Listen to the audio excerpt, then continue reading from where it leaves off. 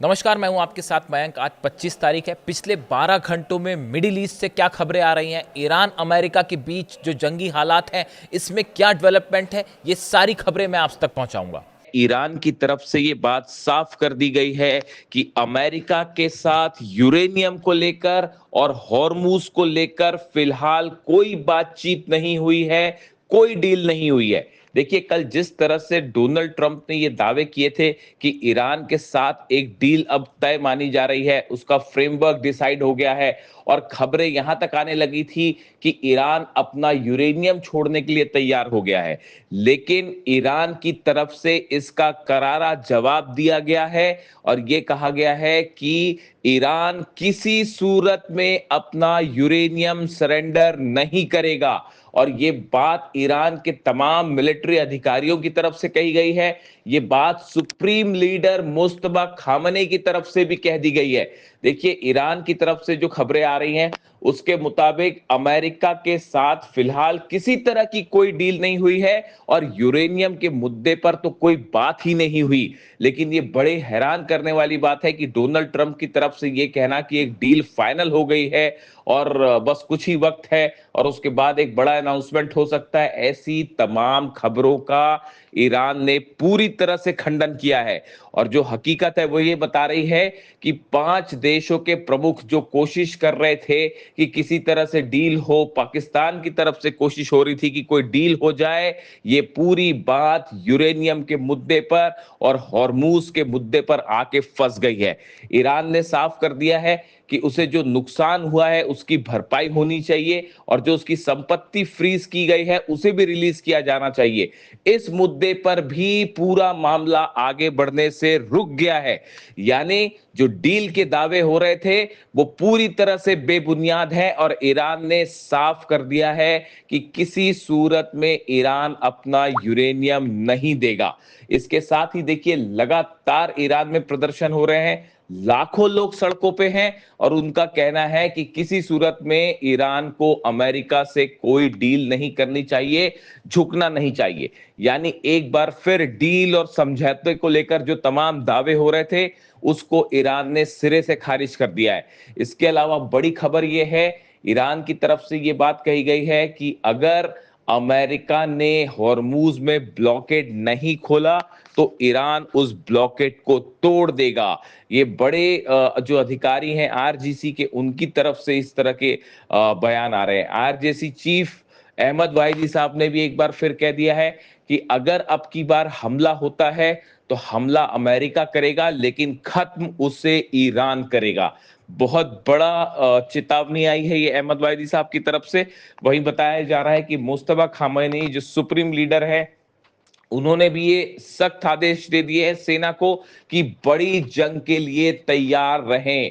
और जो हालात हैं वो इस ओर इशारा कर रहे हैं कि जल्द ही एक बार फिर मामला जंग की तरफ आगे बढ़ सकता है। और तमाम दावे हुए जो कल से डील को लेकर, ईरान को लेकर, वो सारे गलत साबित हुए हैं और ईरान ने साफ कर दिया है किसी भी कीमत पे यूरेनियम को लेकर ईरान नहीं झुकेगा। देखिए, जो खबरें हैं आप जान ही रहे हैं कि चाहे ज़मीन हो, चाहे आसमान हो, चाहे समंदर हो, हर जगह ईरान ने एक बड़ी जंग की तैयारी कर ली है। एक बड़ी जवाब देने की तैयारी कर ली है कि अगर किसी भी तरह का हमला होता है ईरान पर तो उसका करारा जवाब दिया जाएगा। लेकिन इसी बीच एक ऐसी खबर सामने आई है जो कि वाकई मिडिल ईस्ट में एक बड़ा गेम चेंजर साबित हो सकती है। कहाँ ये जा रहा है, कुछ डिफेंस एक्सपर्ट्स इस तरह की बात कर रहे हैं और कुछ सोर्सेस से इस तरह की खबर है कि ईद के पहले जो आने वाली बकरीद है, जो ईद आ रही है, इसके पहले पहले ईरान एक आईसीबीएम का टेस्ट कर सकता है और ओपनली इस बात को सामने रख सकता है कि ईरान के पास अब 10,000 किलोमीटर तक की रेंज वाली मिसाइल है। इस तरह की खबरें आ रही हैं। देखिए, अब तक जो जानकारी हम सबके पास है, ये वीडियो मैंने पहले भी बनाया था कि उस समय एक टेस्ट हुआ था, शायद नवंबर की बात होगी। नवंबर में जो है वो ईरान की तरफ से एक खबर आई थी कि तस्नीम न्यूज़ एजेंसी है, उसकी तरफ से खबर आई थी कि ईरान की जो है ICBM तैयार है, उसकी रेंज करीब 10,000 किलोमीटर है। 7 नवंबर को ये वीडियो रिलीज़ किया था, तस्नीम न्यूज़ एजेंसी की तरफ से वीडियो रिलीज़ किया गया था। उसमें एक मिसाइल दिखाई गई थी जो कि ICBM है और इसकी रेंज 10,000 किलोमीटर है, इस तरह की खबर आई थी।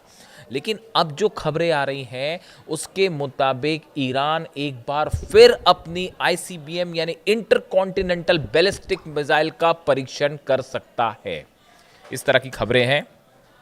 जो एयर स्पेस बंद किया गया, क्या इसी दौरान इसकी तैयारी थी इसे फायर करने की? लेकिन एक बार फिर से जो है वो बातचीत वाली बात शुरू हो गई और जनरल मुनीर जो है वो ईरान पहुंच गए, इसलिए क्या इसे टाल दिया गया? इस तरह की भी खबरें चल रही थी। जो अचानक एयर स्पेस बंद हुआ, क्या ईरान अपनी पहली इंटरकॉन्टिनेंटल बैलिस्टिक मिसाइल का टेस्ट करने जा रहा था और उसे रोकना पड़ा आखिरी समय में, क्योंकि एक बार फिर बातचीत की बात आगे बढ़ गई थी। न सिर्फ ईरान, आप अगर हालात देखें, समझने की कोशिश करें, ये पूरा एरिया, आप रूस से शुरू कीजिए, रूस, यूक्रेन, मिडिल ईस्ट, ईरान, अरब देश, ये पूरा इलाका अब एक बड़े ऐसे जंग की तरफ, ऐसे दुर्घटना की तरफ आगे बढ़ रहा है। दुर्घटना कहना ही सही होगा, जिसमें बड़े एटॉमिक हादसे भी हो सकते हैं। और अब मामला जो है वो सिर्फ 2,000-2,500 किलोमीटर वाला नहीं रह गया है, बड़े हमले की तैयारी है और बड़ी रेंज का इस्तेमाल हो सकता है। आपने देखा होगा पुतिन जिस तरह से न्यूक्लियर वॉर ड्रिल में जुटे हुए हैं। उन्होंने 64,000 सैनिकों के साथ 2 से ज़्यादा मिसाइल लॉन्चर, 73 वॉरशिप और 13 पनडुब्बियों के साथ उन्होंने न्यूक्लियर वॉर ड्रिल करी है बेलारूस के साथ मिलकर।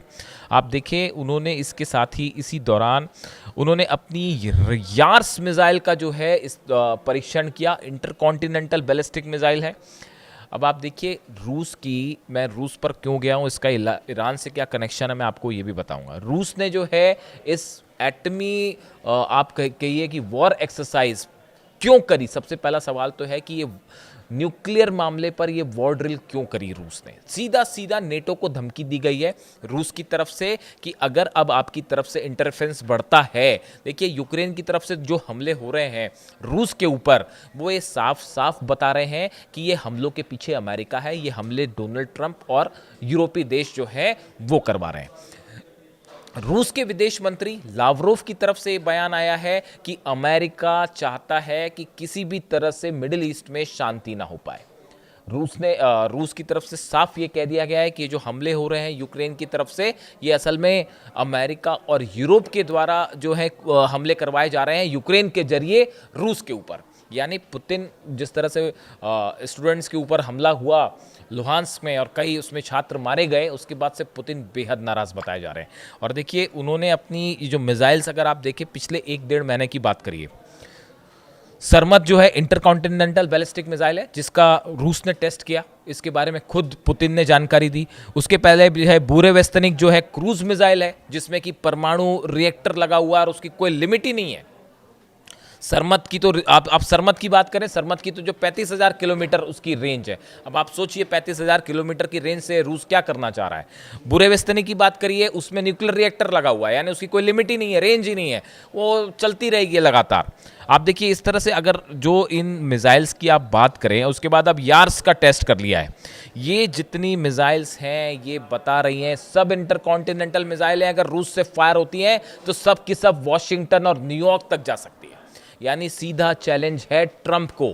और ये जो पूरा मामला है ये आपको ईरान अमेरिका दिख रहा है, लेकिन इसके पीछे बड़ा खेल चल रहा है पुतिन वर्सेस ट्रंप।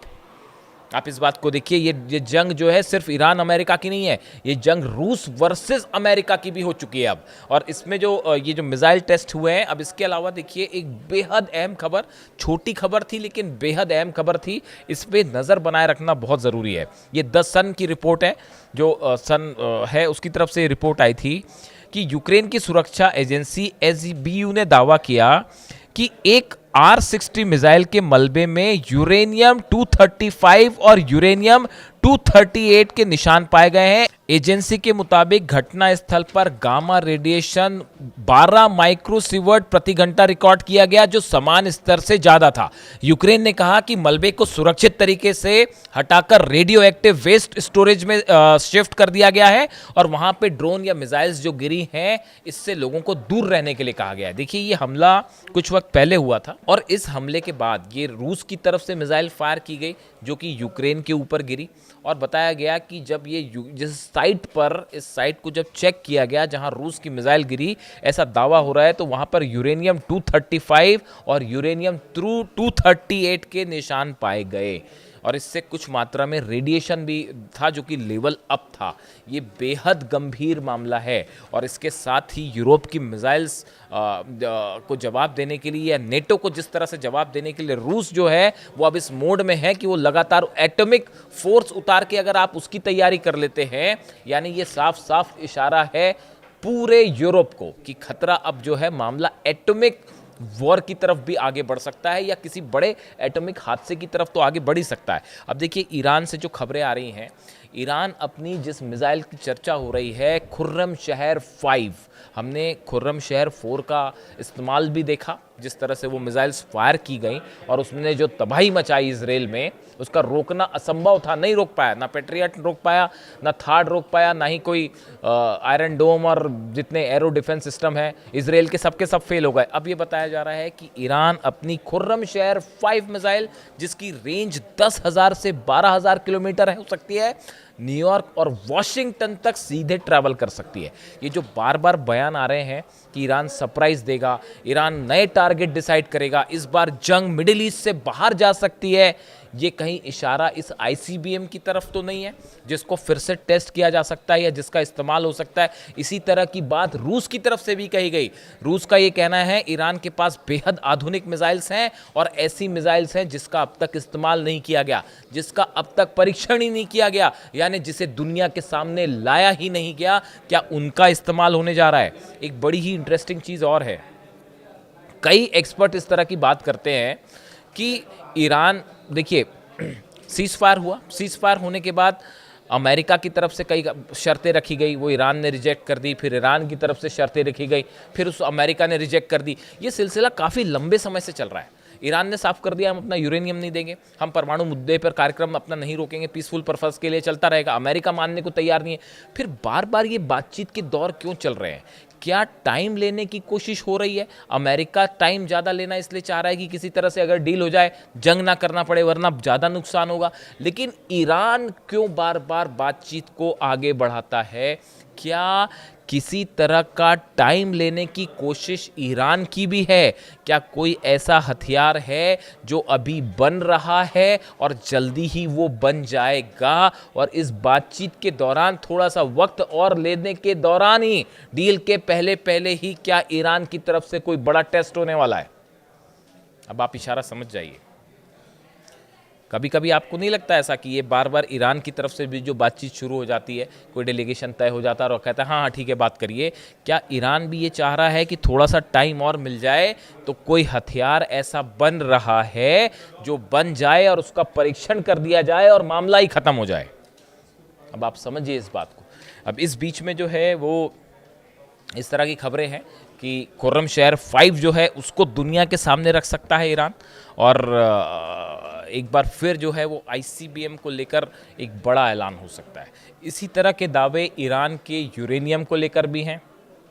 यूरेनियम कहाँ है कोई नहीं जानता। उसको लेने के लिए जो जिस तरह से प्लानिंग्स है अमेरिका की कि या तो एक बार फिर B2 बॉम्बर्स गिराए जाएं, B2 बॉम्बर्स से जो है वो बंकर बस्टर्स बॉम्ब से हमला किया जाए और इस्फहान को लेकर बड़ी चर्चाएं हैं कि इस्फहान पर फिर से हमला हो सकता है, इस तरह की बातें हैं।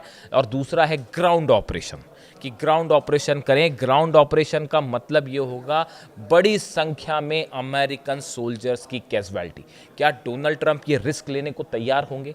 क्या वो अपने सोल्जर्स को वहाँ भेजने के लिए तैयार होंगे और इतना बड़े लेवल पर ऑपरेशन के लिए तैयार होंगे? खास तौर पर तब जब रूस जो है वो रूस अपनी यार्स मिसाइल लेके खड़ा हुआ, अपने इंटरकॉन्टिनेंटल बैलिस्टिक मिसाइल्स लेके खड़ा है और सीधा संदेश है कि अगर हमला किया आपने तो ठीक नहीं होगा। और रूस और चीन दोनों ईरान के साथ खड़े हैं। ऐसे में क्या डोनाल्ड ट्रंप हमला करेंगे? नज़र होगी हमारी। जो भी अपडेट होगा आप तक पहुंचाएंगे। कमेंट करके बताइए वीडियो कैसा लगा। Thank you so much.